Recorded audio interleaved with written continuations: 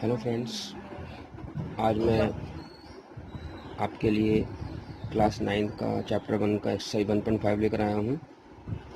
मैं 1.4 एक्सरसाइज नहीं करवा रहा हूँ क्योंकि वो बहुत इरेलीवेंट एक्सरसाइज है और उसके क्वेश्चन एग्ज़ाम में नहीं आते, इसलिए 1.5 करवा रहा हूँ।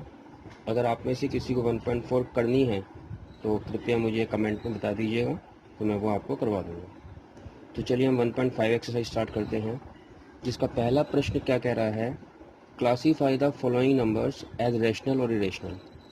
हमको नीचे 5 पार्ट दे रखे हैं, हमें ये बताना है कि इनमें से कौन सा नंबर रैशनल है और कौन सा इरेशनल है। बहुत सिंपल है, रैशनल के बारे में आपको बता चुका हूँ और इरेशनल के बारे में भी मैं आपको बता चुका हूँ। हल्का सा बताता हूँ फिर दोबारा से। रैशनल नंबर किसे कहते हैं? जो हमारे a/b की फॉर्म में होते हैं। ए माने न्यूमरेटर, बी माने डिनोमिनेटर, जिसमें डिनोमिनेटर हमारा 0 के इक्वल नहीं होता। और तीसरा, ए और बी बोथ हमारे इंटीजर्स होते हैं।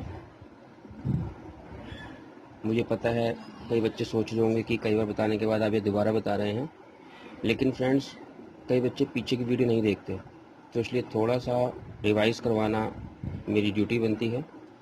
तो जहाँ पर ये तीनों के तीनों पॉइंट्स वेरीफाई करते हैं वो हमारा रैशनल नंबर होता है। और इरेशनल किसे कहते हैं? कोई भी वैल्यू अगर रूट में आ जाए, चाहे वो प्रोडक्ट के अंदर हो, चाहे वो एडिशन के अंदर हो, चाहे वो सब्ट्रैक्शन के अंदर हो, चाहे वो डिवाइड के अंदर हो। जैसे कि मान लीजिए 3√2, इसमें 3 रैशनल है, √2 रैशनल है, लेकिन प्रोडक्ट है तो ये पूरा का पूरा इरेशनल कहलाएगा। जैसे मान लो ये हो जाए 2 + √3, आप देख रहे हैं ये एडिशन में है, एक रैशनल है एक इरेशनल है, लेकिन दोनों एडिशन में है तो ये पूरा का पूरा इरेशनल कहलाएगा। जैसे मान लो 6/√5, ये भी हमारा इरेशनल कहलाएगा। क्यों कहलाएगा? क्योंकि देखो 6 तो हमारा रैशनल है, लेकिन √5 तो इरेशनल है ना, लेकिन ये डिवाइड में आ गया। एक बच्चा हमारा माइनस में, इसको हम ऐसे लिख सकते हैं, मान लो ऐसे आ जाए कोई नंबर। तो कहने का मतलब ये है कि product of rational and irrational is called irrational, addition of rational and irrational is called irrational, division of rational and irrational is called irrational, subtraction of rational and irrational is called irrational। तो आपने एक कहावत सुनी होगी कि जिस तरह एक मछली पूरे तालाब को गंदा कर देती है, तो उसी तरह अगर किसी रैशनल नंबर के साथ कोई भी इरेशनल नंबर किसी भी फॉर्म में आ जाए, चाहे वो एडिशन की फॉर्म में आ जाए, सब्ट्रैक्शन की फॉर्म में आ जाए, डिवीजन की फॉर्म में आ जाए या प्रोडक्ट की फॉर्म में आ जाए, तो पूरा का पूरा नंबर हमारा इरेशनल बन जाता है। तो बस इसी बात को हम ध्यान में रखते हुए ये क्वेश्चन करते हैं। देखो पहला पार्ट, इसमें हमको क्या दे रखा है इन्होंने, ये हमको दे रखा है 2 - √5। पहले हम क्वेश्चन को सॉल्व करने की कोशिश करेंगे, अगर सॉल्व होता है तो ठीक है, वरना फिर डिसाइड करो कि ये क्वेश्चन हमारा क्या होगा। देखिए अब 2 रैशनल है, इससे ज़्यादा सॉल्व हो नहीं सकता क्योंकि ना तो रिड्यूस हो सकता, और √5 हमारा इरेशनल है तो ये भी नहीं हो सकता, क्योंकि √5 को अगर मैं रूट में निकालूंगा तो उसकी वैल्यू पॉइंट में आएगी बहुत ज़्यादा नंबर तक, तो इसलिए ये नंबर यहीं पे डिसाइड करना पड़ेगा। तो मैंने क्या कहा था आपको कि अगर सब्ट्रैक्शन ऑफ रैशनल और इरेशनल है तब भी वो पूरा का पूरा इरेशनल कहलाएगा। तो इसमें क्या लिखेंगे, subtraction of a rational and an irrational number is called an irrational number।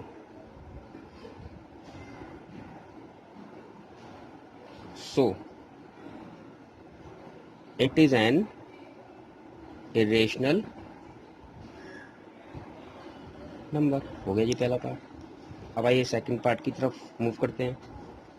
Second part हमको दे रखा है इन्होंने 3 + √23 माइनस √23। अब देखिए इसको सॉल्व करते हैं, ब्रैकेट ओपन करते हैं इसका, ये तो ऐसे ही रहेगा, ये भी ऐसे ही रहेगा।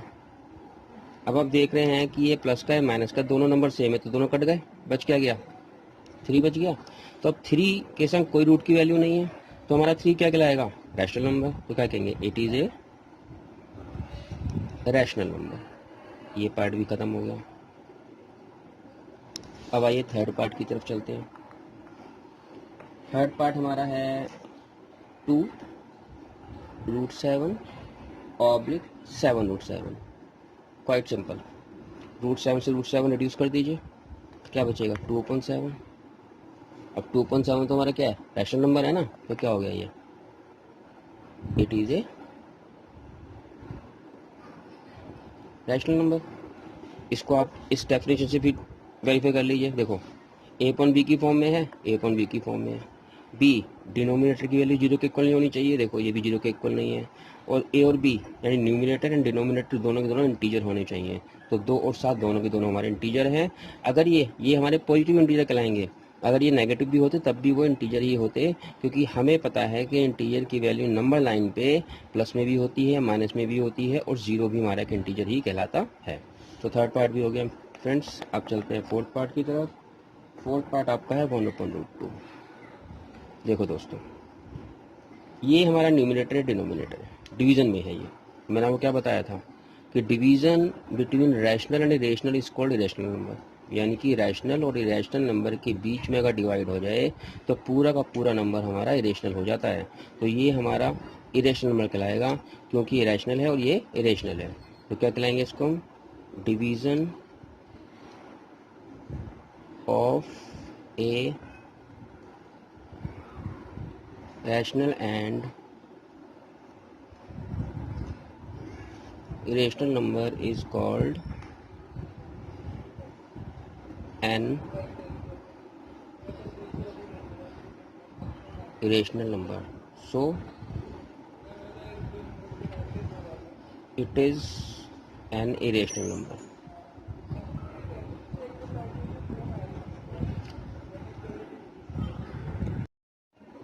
तो चलिए देखते हैं अब क्वेश्चन नंबर इसके फिफ्थ पार्ट की तरफ। इसमें है ये 2 पाई।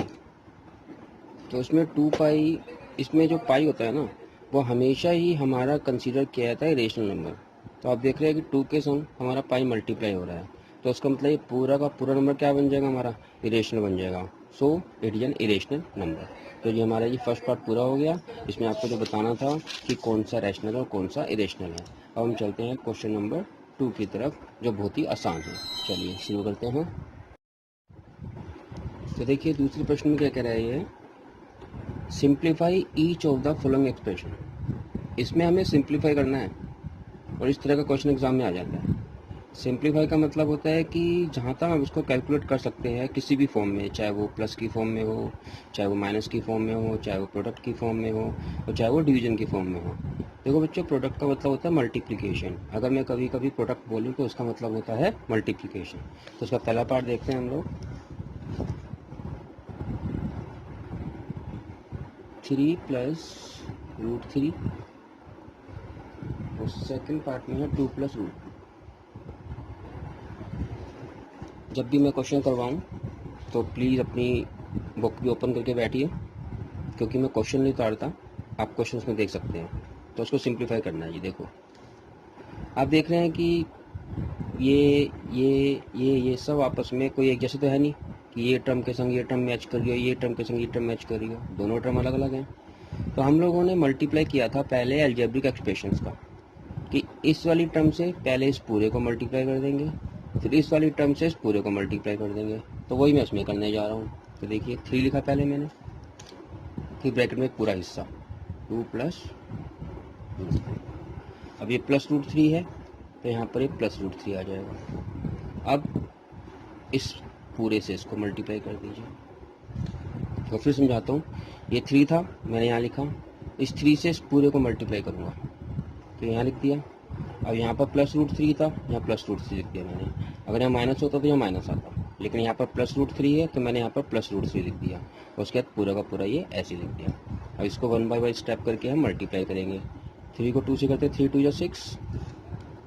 फिर यहाँ देखो प्लस है और यहाँ भी प्लस है। पहले करते हैं हमेशा साइन को मल्टीप्लाई, तो प्लस प्लस यहाँ लगा दीजिए प्लस। अब 3 का √2 से करेंगे तो ये आएगा 3√2। आप इसको 6 मत लिख देना, हमेशा ध्यान रखना रूट वाले की मल्टीप्लाई रूट से होती है और बिना रूट वाले की मल्टीप्लाई बिना रूट से होती है। तो इसके अंदर मेरी 3 की √2 से होगी तो 3√2 आएगा। अब नेक्स्ट में आइए, ये प्लस का और ये भी प्लस का है, हम ब्रैकेट के अंदर देखेंगे साइन प्लस का है तो प्लस प्लस यहाँ प्लस लगा दिया, 2√3 आ जाएगा जी यहाँ पर भी। अब ये प्लस ये भी प्लस प्लस प्लस प्लस लगा दिया जी। अब देखो जो मैं आपको बताना चाह रहा था वो यहाँ आ गया, ये भी रूट में ये भी रूट में, तो रूट को रूट से मल्टीप्लाई कर सकते हैं तो दोनों रूट में आ जाएंगे 6। ठीक है जी। अब देखिए क्या कोई इसमें सेम लग रहा है आपको, क्या कोई विदाउट रूट का इसके अलावा कोई नंबर और है? ये देखो ये अकेला यहीं पे है, ये भी रूट के संग है, ये भी रूट के संग है, ये भी रूट के संग है, तो कुछ नहीं कर सकते हम इसके अंदर। अब देखो क्या कोई रूट सेम वाला है, क्या √2 वाला कोई और है? √2 वाला देखो यहाँ √2 है, √3 है, √6 है, तो ये भी अलग है। तो इसका मतलब इसके बाद हम इस क्वेश्चन में कुछ भी नहीं कर सकते, यही हमारा फाइनल आंसर है। अब आइए इसके सेकंड पार्ट की तरफ, तो जल्दी जल्दी करते हैं बच्चों, उम्मीद जल्दी आ जाएगा आपको। 3 + √3 और 3 - √3, ये थोड़ा सा अलग क्वेश्चन है। होने को तो ये क्वेश्चन इस तरीके से भी हो जाएगा, लेकिन हम इसको थोड़ा इजी तरीके से करते हैं। देखिए जरा, आप देखो यहाँ पर 3 + √3, यहाँ भी 3 यहाँ भी 3 है, √3 यहाँ भी है, √3 यहाँ भी है, यहाँ प्लस या माइनस है। तो थोड़ा आप जरा ध्यान करो, हमने जब प्रॉपर्टीज़ की थी या फॉर्मूलेज किए थे, आइडेंटिटीज़ की थी, तो उसमें से एक आइडेंटिटी ये भी तो थी, a + b a - b जो होती है a² - b² के इक्वल। तो अगर आपको देखा जाए तो ये आइडेंटिटी यहाँ नहीं लग रही क्या? अब देखो a + b, यहाँ पर इसको मैं a मान लूँ, इसको b मान लूँ, तो a + b आ रहा है, और फिर a - b, देखो ये a और b दोनों सेम है, बस साइन का डिफरेंस है। जब साइन का डिफरेंस हो और वैल्यू सेम हो तो हमारी ये आइडेंटिटी ये लग जाती है, a² - b²। तो हम यहाँ क्या करेंगे, इस 3 की जगह 3² माइनस √3 का होल स्क्वायर। अब खोल लीजिए, 3 को 2 टाइम्स खोलेंगे 9 आएगा, माइनस √3 को 2 बार खोलेंगे तो कितना आएगा, 3 आएगा। ये बताया भी था मैंने आपको पहले भी कि अगर हम रूट की वैल्यू रूट से मल्टीप्लाई करते हैं और सेम हो तो उसकी रूट हट जाती है, तो यानी इसका पेयर का 1 3 आ जाएगा यहाँ पर। तो आपका आंसर कितना आ जाएगा, 6। ये आपका फाइनल आंसर इसका आ गया। अब आइए इसके थर्ड पार्ट की तरफ। थर्ड पार्ट हमारा है दोस्तों √5 + √2 का होल स्क्वायर। देखो जी, अब जरा वही आइडेंटिटी की तरफ आओ वापस। a + b का होल स्क्वायर एक आइडेंटिटी थी हमारी जो होती है a² + 2ab + b²। इसको हम ऐसे भी लिख सकते हैं और इसको हम ऐसे भी लिख सकते हैं, a² + b² + 2ab। यानी कि ये 2ab चाहे आप मिड में लिखो चाहे आप लास्ट में लिखो, इससे कोई फ़र्क नहीं पड़ता। अब सॉल्व करते हैं इसको। इसमें a को हम मान लेते हैं √5, b को हम मान लेते हैं √2। तो रखिए जी, a का स्क्वायर यानी √5 का स्क्वायर प्लस b का स्क्वायर यानी कि √2 का स्क्वायर, मैं इस फॉर्म से कर रहा हूँ, +2 × a कितना है √5 × b कितना है √2। देख लीजिए, a का स्क्वायर प्लस b का स्क्वायर +2 × √a × √b। अब इसको सॉल्व करते हैं। √5 को 2 बार करेंगे तो 5 आएगा, √2 को 2 बार करेंगे तो 2 आएगा, प्लस 2 ऐसी रहने दीजिए और √5 को √2 से कीजिए √10 आ जाएगा। तब देखिए 5 और 2 7 हो गए और +2√10, ये आपका इसका आंसर आ गया। कुछ बच्चे क्या करते हैं, 5 में 2 को प्लस कर देंगे, 2 में 2 को भी प्लस कर देंगे। ऐसा कभी मत करना। अगर ये सेपरेट होता इसकी तरह तो ही इसमें प्लस या माइनस होता, लेकिन अगर ये किसी के संग किसी इरेशनल नंबर के संग मल्टीप्लाई हो रहा है तो ये पूरा का पूरा नंबर क्या बन जाता है, हमारा इरेशनल बन जाता है। तो उसका हमारा प्लस सिर्फ 5 और 2 में ही होगा, ये इसके साथ ही रहेगा। तो ये आपका फाइनल आंसर हो गया। चलिए अब चलते हैं इसके नेक्स्ट पार्ट की तरफ। नेक्स्ट पार्ट हमारा है √5 - 2, √5 - √2 और √5 + √2। देखो दोस्तों, ये क्वेश्चन है, ये भी कुछ आपको याद होगा इसी तरह हो रहा है। इसमें भी आइडेंटिटी लगेगी, कौन सी वाली, यही वाली, a - b a + b = होती है a² - b²। ये यहाँ आ जाए या ये यहाँ चला जाए कोई फर्क नहीं पड़ता, क्योंकि देखो ये ठीक उसी तरह तो है जैसे कि 2 × 4 करूँ या 4 × 2 करूँ, दोनों में आंसर तो मेरा 80 आएगा। तो वही चीज़ में है, तो रखिए जी इसमें। अब इसमें ये वाला फॉर्मूला क्यों लगेगा, कि देखो a - b और a + b, दोनों वैल्यू सेम है, बस साइन का फर्क है। तो लगा दीजिए a का स्क्वायर माइनस b का स्क्वायर। तो √5 को 2 बार मल्टीप्लाई करेंगे 5 आएगा, √2 को 2 बार मल्टीप्लाई करेंगे 2 आएगा, और 5 में से 2 गया 3 बचा। तो this is your final answer. ये क्वेश्चन भी यहाँ पर आपका फिनिश हो गया। तो चलिए चलते हैं अब इसके लास्ट नहीं, क्वेश्चन नंबर 3 की तरफ। देखो ये क्वेश्चन ना सिर्फ आज तक आया नहीं कभी एग्जाम में, मैं आपको सिर्फ समझा देता हूँ क्या कह रहे हैं। रिकॉल का मतलब याद करो, याद करो। Pi is defined as the ratio of the circumference. Pi जो है हमारा सर्कमफ्रेंस के अंदर, इसको करें सी मान लो, ये रहा सी, और फिर सर्कल, एक सर्कल का लेते हैं, 2 इज डायमीटर डी, तो डी है डायमीटर, ठीक है जी। तो दिस सीम्स टू कॉन्ट्राडिक्ट, तो ऐसा लगता है कि ये हमारी इस बात को कॉन्ट्राडिक्ट कर रहा है, यानी विरोध कर रहा है कि पाई इज रेशनल, कि पाई हमारा रेशनल नहीं है। How you resolve this contradiction, तो आप इस कॉन्ट्राडिक्शन को कैसे समाधान करोगे। देखो बच्चों, मैंने जैसा आपको पहले बताया था अभी कि जो पाई होता है वो हमेशा हमारा क्या माना जाता है, वो हमेशा हमारा माना जाता है इरेशनल नंबर। तो इरेशनल नंबर के साथ कोई भी नंबर चाहे मल्टीप्लाई हो चाहे डिवाइड हो, पूरा नंबर क्या हो जाता है, वो भी हमारा रेशनल हो जाता है। तो पहले तो हम इस क्वेश्चन में देख लें क्या कह दे रखा है उसने हमको। वो कह रहा है pi equal to C upon D. C तो हमारा है सरकमफेरेंस, और डी हमारा है डायमीटर। तो इसको हम कैसे कॉन्ट्रोडिक्ट करेंगे। देखो ये तो पक्की बात है कि ये हमारी पूरी की पूरी वैल्यू इरेशनली बनेगी।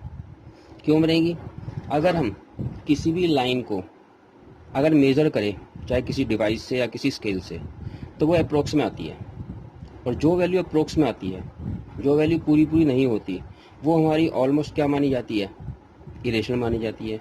और ये तो वैसे भी पाई के बराबर है, और पाई तो हमारा नंबर फिनिश ही नहीं होता पॉइंट के बाद, तो इसलिए ये तो वैसे भी इरेशनल है।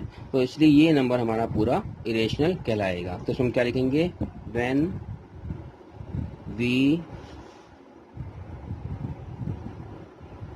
measure any line with a scale or by any device, we find approx value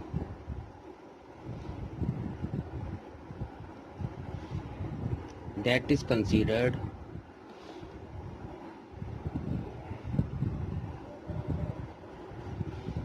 an irrational number। Irrational number. So अब इसने क्या पूछा था हमारा कि ये कॉन्ट्रीब्यूट करता है कि पाई इरेशनल, तो ये हमको लगता है, so it contradict that pi is irrational. लो जी, हो गया खत्म ये आंसर भी आपका, इसमें कुछ था ही नहीं इसलिए आपको ये बताना था। अब चलते हैं हम 4th क्वेश्चन की तरफ। वैसे क्वेश्चन एग्जाम में कभी आया नहीं आज तक। अब देखिए क्वेश्चन 4th। यस, ये क्वेश्चन बहुत अच्छा है जी। इसे मेरे को आपको देखो, मैं आपको ये पॉइंट में समझा दूंगा, और ये आपको करना पड़ेगा खुद with the help of compass, pencil, और डी ले लेना, या कंपास तो है ही आपके पास। तो उसने क्या कहा है, देखो √9.3 को रिप्रेजेंट करना है हमें नंबर लाइन। आपने अभी तक 1 2 3 4 सो ऑन इन नंबरों का आपने रिप्रेजेंट किया हुआ लाइन के ऊपर, या -1 -2 -3 को किया होगा। ये तो सब कर चुके हैं, ये तो आप जानते हैं कैसे होंगे। एक नंबर लाइन ली, जैसे ही हमारा 0 हुआ, इस तरह प्लस के होते हैं, 1 2 3 चलता रहेगा ऐसे ही, -1 -2 -3 -4 है चलता रहेगा यहाँ पर। तो ये नंबर लाइन है, और ये सारे हमारे इंटीजर भी हैं। तो ये सब हमारे रैशनल नंबर हैं। क्या है हमारे रैशनल नंबर। रैशनल नंबर को नंबर लाइन पे दिखाने में कोई परेशानी नहीं होती, लेकिन बात आती है रेशनल नंबर की। इरेशनल नंबर को हम कैसे नंबर लाइन पर शो करें, पॉइंट के अंदर है, और वो भी अगर ये खाली 9.3 होता तो तब आराम से कर लेते कि 9 और 10 के बीच में आएगा, क्योंकि आपने देखा होगा कि स्केल के बीच में अगर हम 1 और 2 के बीच में या 2 और 3 के बीच में या 3 और 4 के बीच में हम डिफरेंस देखें तो आप देखेंगे 10 तक छोटे छोटे मार्क होते हैं। अगर हमें 2.5 लाइन को ड्रॉ करना है तो हम क्या करते हैं, स्केल पे देखते हैं 2 तक, उसके बाद 0.5 यहाँ तक आ जाता है, देखा होगा ना आपने। लेकिन अब इसमें एक समस्या हो रहा है हमारे पास, वो क्या कि ये रूट के अंदर आ गया, और जब कोई वैल्यू रूट में आ जाती है तो वो क्या हो जाती है, इरेशनल हो जाती है। तो कहने का मतलब ये हो गया कि अब हमें करना क्या है, हमें रूट की वैल्यू यानी कि इरेशनल नंबर को नंबर लाइन पर डिनोट करना है, बताना है। तो देखिए ये क्वेश्चन एग्जाम में ज़रूर आता है, बहुत इंपॉर्टेंट क्वेश्चन है, मोस्ट इंपॉर्टेंट क्वेश्चन है। जरूरी नहीं है कि 9.3 आएगा, कोई भी नंबर आ सकता है, लेकिन सबका मेथड एक जैसी होगा। तो चलिए स्टार्ट करते हैं। तो मैं आपको रफ फिगर से सिखा रहा हूँ, लेकिन आप इसको खुद करके देखिएगा with the help of geometrical instruments, और उसके बाद अगर प्रॉब्लम होती है तो just tell me in comments box and I will clear of your problems. तो चलिए देखो, इसने बोला 9.3, तो हम क्या करें, अप्रोक्स मान लेते हैं कि हमने एक 9.3 लाइन एज्यूम कर ली। मान लिया मैंने कि ए से लेकर बी तक मैंने with the help of scale 9.3 draw कर ली। ये है नहीं एक्चुअली, सिर्फ एज्यूम कर रहा हूँ मैं कि ए से लेकर बी तक मैंने 9.3 with the help of scale मैंने ड्रॉ कर ली। अब उसके बाद आपको पता है कि स्केल में 1 सेंटीमीटर डिफरेंस होता है, तो अब क्या करो, बी से लेकर 1 सेंटीमीटर ड्रॉ कर लो, इसको सी मान लो। क्या बोल रहा हूँ मैं, बी से सी तक इसी के आगे 1 सेंटीमीटर और ड्रॉ कर लो आगे। तो कहने का मतलब हो गया टोटल लाइन हमारी 10.3 की हो गई, 9.3 ये रही और 1 ये रही, ठीक है ना। तो पहले क्या करेंगे, जो भी हमें यहाँ दिया है उतनी हम लाइन ड्रॉ कर लेंगे, फिर उसके बाद हमेशा 1 सेंटीमीटर आगे बढ़ा देंगे। बढ़ा दिया जी हमने यहाँ से। अब हम करेंगे ए सी, यानी ए सी का नोट ए बी, फिर सुन लो, ए सी का नोट ए बी। हम करेंगे ए सी का परपेंडिकुलर बाइसेक्टर। परपेंडिकुलर का मतलब होता है 90 डिग्री एंगल, और बाइसेक्टर का मतलब होता है 2 इक्वल पार्ट में डिवाइड करना। बाय माने 2, सेक्टर माने पार्ट, यानी 2 पार्ट में इक्वली डिवाइड करना। ये कैसे करेंगे, अब आप लीजिए कंपास, कंपास लीजिए और ए सी की हाफ से ज़्यादा, क्या बोल रहा हूँ, हाफ से ज़्यादा डिस्टेंस लीजिए, यहाँ से यहाँ तक ले लीजिए, यहाँ तक ले लीजिए, यहाँ तक, मतलब ये तो देखने पर ही मालूम पड़ जाएगा। अप्रोक्सीमेटली हाफ यहाँ लग रहा है तो हाफ से ज़्यादा यहाँ हो जाएगा, वो नाप लीजिए। फिर उसका पॉइंट एक यहाँ रखिए, और यहाँ से उसकी एक आर्क कैसे लगाइए और एक आर्क नीचे की तरफ लगाइए, ठीक है जी। फिर बोल रहा हूँ ए सी का हाफ से ज़्यादा लेकर के इसकी पॉइंट यहाँ रखिए, और पेंसिल वाली पार्ट को एक आर्क यहाँ लगाइए, एक आर्क यहाँ लगाइए, सेम अब बिना चेंज करे हुए सी की तरफ रखिए इस तरफ, और एक आर्क यहाँ लगाइए और एक आर्क यहाँ लगाइए। ये दोनों आपस में क्रॉस हो गई हैं, जहाँ ये क्रॉस हो जाएं उनको आपस में आप मिला दीजिए। जब आप मिलाएंगे तो ये पॉइंट आपका मिड पॉइंट आ गया, इसको ओ मान लीजिए। जरूरी नहीं ओ मानना, कुछ भी मान लीजिए, आपकी मर्जी है, मैंने यहाँ पर ओ मान लिया। तो अब आप देखेंगे कि ए ओ और ओ सी दोनों हमारे इक्वल हो जाएंगे। ये बन गया हमारा 90 डिग्री, और ए ओ ओ सी बराबर होगा तो ये बन गया बाइसेक्टर। तो ये होता है परपेंडिकुलर बाइसेक्टर। अब क्या करेंगे, फिर दोबारा आपको कंपास की हेल्प लेनी पड़ेगी। अब क्या करेंगे आप, ए ओ या ओ सी कुछ भी मेजर कर लीजिए कंपास में, यहाँ से यहाँ तक कर लीजिए, या यहाँ से यहाँ तक कर लीजिए, सेम आना चाहिए। उसके बाद पॉइंट को यहाँ रखिए, और ये आपका बन जाएगा एक सेमी सर्कल। ये आपका बन जाएगा एक सेमी सर्कल, यानी कि ए ओ या ओ सी में से कुछ भी नाप करके ओ को सेंटर मानिए और एक ऐसे ड्रॉ कर दीजिए, ये आपका बन जाएगा क्या, सेमी सर्कल। यहाँ तक करने के बाद इस बी पॉइंट के ऊपर 90 डिग्री का एंगल बनाएंगे हम। देखो जी तरीके दो हैं 90 डिग्री एंगल बनाने के, तो डी से लगाओ सीधा, और या फिर आप बनाइए किससे, with the help of compass. हम हल्का सा कंपास खोलेंगे, सेंटर से एक ऐसे आर्क लगाएंगे, बिना डिफरेंस देखे हुए यानी बिना कुछ चेंज किए हुए एक आर्क यहाँ लगा देंगे, ये 60 का एंगल होता है, एक आर्क यहाँ लगा देंगे उसी से ये 120 का होता है। उसके बाद इन दोनों का हाफ से ज़्यादा लेकर के एक आर्क यहाँ लगा देंगे यहाँ, और एक आर्क यहाँ से यहाँ लगा देंगे, और उसको सीधा मिला देंगे। सॉरी ये थोड़ी टेढ़ी हो गई बच्चों, ये सीधी आएगी, असल में मैं वो कर रहा हूँ ना रफली, तो इसलिए ये हो रहा है, वैसे सीधी आएगी। या आपको मान लो 90 डिग्री का एंगल बन गया, इसको आप पी मान लो, कुछ भी मान सकते हैं, मैंने पी मान लिया। तो यहाँ तक करने के बाद ये जो पॉइंट है ये, अब क्या करेंगे आप, इस बीपी को अपने कंपास में बीपी को मेजर कर लीजिए। बीपी को मेजर करने के बाद बी पर रखिए पॉइंट, और इसको ऐसे यहाँ पे रख के ऐसे घुमा दीजिए। तो जिस तरह ये जहाँ पर जाएगा ना, इस लाइन को फिर आगे एक्सटेंड कर दीजिए थोड़ा सा आगे, जिस पॉइंट पे ये आएगा ये पॉइंट पाया, यही हमारा रूट 9.3 होगा, यही हमारा रूट 9.3 होगा। और हाँ, एक चीज़ ध्यान रखना, हमारा जो नंबर लाइन है वो ए से स्टार्ट नहीं है, इसमें वो नंबर लाइन हमारी बी से स्टार्ट है, क्योंकि हमने बी से सी ही 1 सेंटीमीटर ज्यूम किया था, ये आपको पता है जब हमने इसको बनाया था। तो और हमारा नंबर लाइन में जो डिफरेंस होता है बीच में, वो भी सब हमारा कितने कितने सेंटीमीटर का होता है, 1-1 सेंटीमीटर का ही होता है। तो इसका मतलब हमारा ये जो पॉइंट है इसको हम मान लो ई मान लेते हैं, इसको हमने मान लिया ई। तो जो ई पॉइंट है हमारा, यही हमारा 9.3 सेंटीमीटर है। ये आपका इसका आंसर हो गया जी। और यहाँ आप क्या लिख देंगे, नंबर लाइन स्टार्ट्स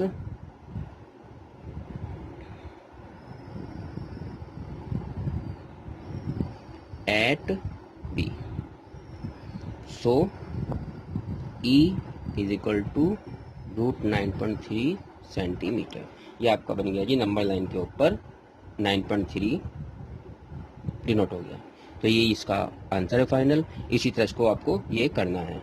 तो प्लीज़ इसको दोबारा देख लीजिएगा, इसको ड्रॉ करके देखिएगा, तब भी नहीं आता तो आप मुझे कमेंट्स में बता सकते हैं। चलिए हम चलते हैं इसके क्वेश्चन नंबर 5 की तरफ, जो बहुत इंपॉर्टेंट क्वेश्चन है, एग्ज़ाम में बहुत बार आता है ये।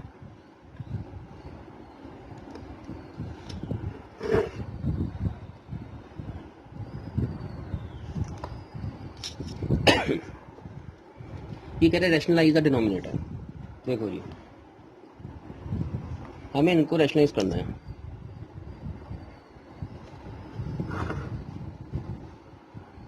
क्या करना है, रैशनलाइज। पहला पार्ट है इसका 1/√7।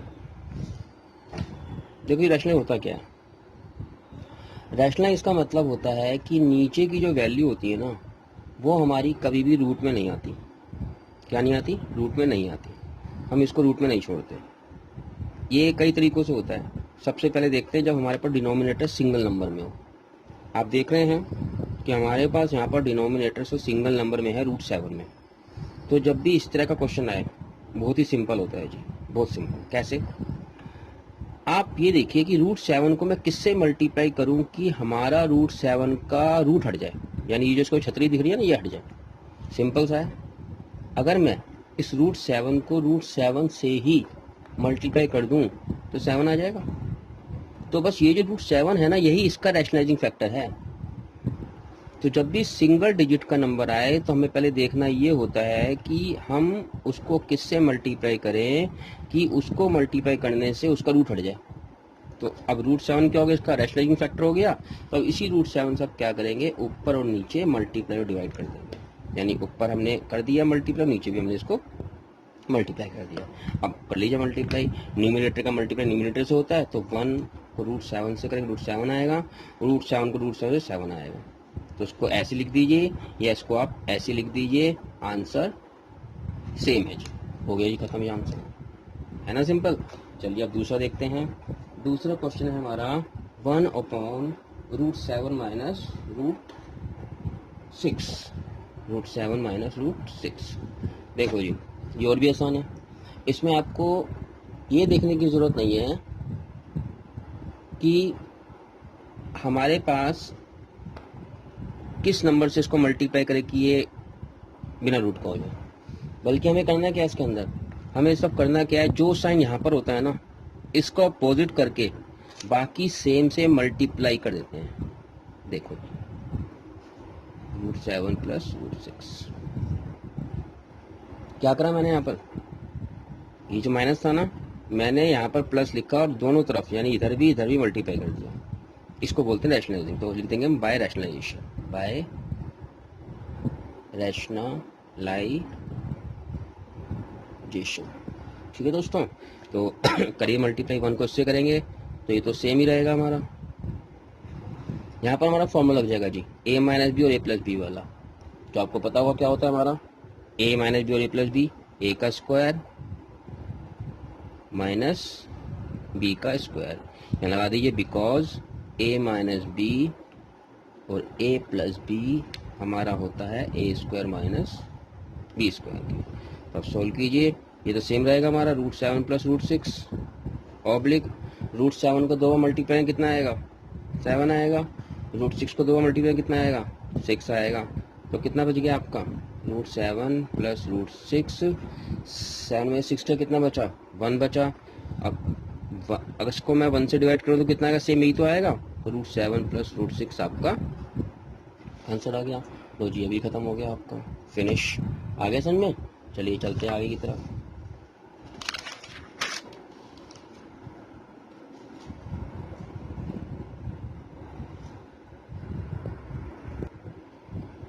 तो देखिए आपका थर्ड पार्ट है 1/√5 प्लस √2। इसको भी करते हैं। जैसे मैंने क्या बताया था आपको अभी भी कि इसका साइन चेंज कर दो, तो क्या कर देंगे यहाँ पर √5 माइनस √2 ऑब्लिक √5 माइनस √2। बस साइन चेंज किया, बाकी नंबर सेम है, मल्टीप्लाई कर दिया दोनों तरफ, इधर भी और इधर भी। यहाँ भी लिख दीजिए बाय रैशनलाइजेशन, बाय रैशनलाइजेशन करिए जी। 1 को उससे मल्टीप्लाई करेंगे सेम आएगा, इसको करिए वही फॉर्मूला हो जाएगा a का स्क्वायर माइनस b का स्क्वायर। तो यहाँ लिख दीजिए because a plus B A minus B equal होता है हमारा किसके, a square minus B square के। चलिए ये सॉल्व कीजिए, ऊपर का सेम रहेगा जी। अब √5 को 2 बार करूँगा 5 आएगा, √2 को 2 बार करूँगा 2 आएगा। तो आपका √5 माइनस √2, 5 में 2 का 3 बचा। इसको ऐसे लिख लो या इसको ऐसे लिख लो, ये आपका आंसर आ गया। ये भी फिनिश हो गया बच्चों। अब चलते हैं इसके लास्ट पार्ट की तरफ, और यही इस एक्सरसाइज का लास्ट पार्ट है, लास्ट क्वेश्चन भी है। ये आपका है 1/√7 माइनस 2। देखिए इसी को ही करेंगे, साइन चेंज कर दें, √7 प्लस 2 अपॉन √7 प्लस 2। तो इसको लिख दीजिए बाय रैशनलाइजेशन।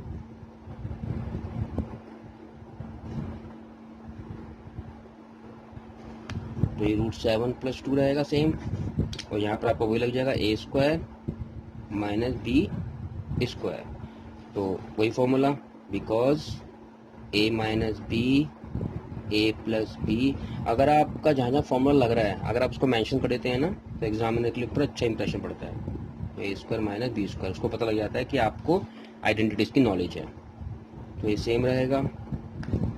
इसको √7 को 2 बार करेंगे 7 आएगा, 2 को 2 बार करेंगे 4 आएगा। तो ये आपका √7 प्लस 2, 7 4 गया 3 बचा। इसको आप ऐसे लिख लीजिए या इसको आप ऐसे लिख लीजिए, आपका आंसर फिनिश। तो ये आपका क्वेश्चन फिनिश हो गया, एक्सरसाइज फिनिश हो गई। इस वीडियो को यहीं ख़त्म करता हूँ। अगर कोई प्रॉब्लम हो तो आप प्लीज़ मुझे कमेंट में बता दीजिएगा। तब तक के लिए नमस्कार एंड जय हिंद।